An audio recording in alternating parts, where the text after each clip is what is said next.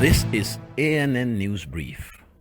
Rwanda says it has begun its first large-scale vaccination campaign against the Ebola virus in areas bordering the Democratic Republic of Congo.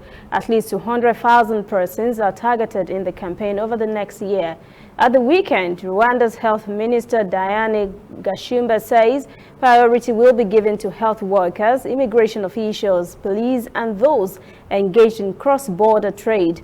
The authorities are hoping the experimental vaccine will keep the virus away from the country. So far, there have been no confirmed Ebola cases in Rwanda. Thousands in the DR Congo have died of Ebola since the outbreak was declared in August last year.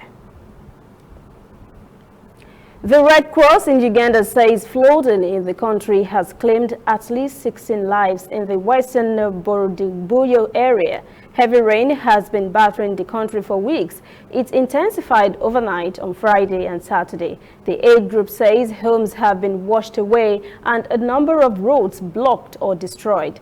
Rescuers, including police, military, aid agencies, and community members have been assisting in recovering bodies of victims swept to deaths in more than a dozen affected areas by the flash floods as the region reels from weeks of downpours.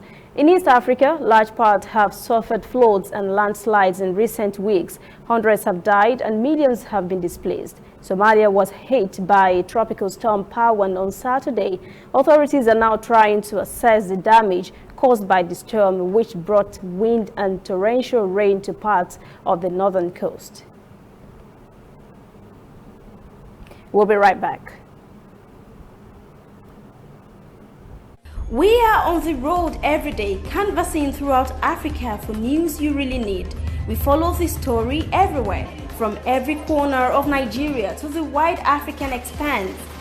We bring you what's making headlines. We connect you with news you can use. ANN, African News Network, in a truly African spirit.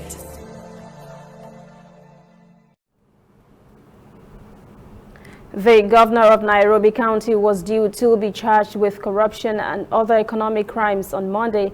Governor Mike Buvi Sonko was arrested on Friday on accusation of conspiracies to commit corruption, failure to comply with laws related to procurement, unlawful acquisition of public property, and laundering the proceeds of crime. Police in the Kenyan capital Nairobi sealed off a court building where Sonko would be standing trial to guard against threatened protest by his supporters. Sonko, a member of President Uhuru Kenyatta's ruling Jubilee Party, said in a statement posted on his social media account on Sunday that his arrest was politically schemed and that he was a law-abiding citizen.